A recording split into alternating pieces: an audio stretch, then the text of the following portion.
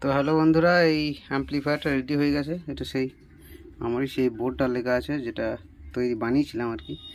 তো ভোল্টেজটা একবার মেজার করিয়ে দিই। তো এখানে বেসে থাকবে 5 ভোল্টের কাছাকাছি। তো এই দেখো, এখানে রয়েছে 5.25 ভোল্ট, আর এদিকের বেসেও থাকবে 5 ভোল্টের কাছাকাছি। তো এইখানেও রয়েছে 5.46 ভোল্ট। এখানটা দুটোর বেসে ভোল্টেজ একইভাবে অ্যাডজাস্ট করা যেত, কিন্তু এই প্রিসেটের জন্য হচ্ছে না। তো ডবল প্রিসেটের জায়গায় এখানে একটু আধটু ভোল্টেজ এদিক ওদিক হয়। তো এটা হলে কোনো ক্ষতি নেই। আর অ্যাম্পলিফায়ারটা ডায়ালটা গোটাটা কালার করে দিয়েছি, স্প্রে কালার। তো অ্যাম্পলিফায়ারটা বাজিয়ে দেখাবো, একবার দেখতে থাকো।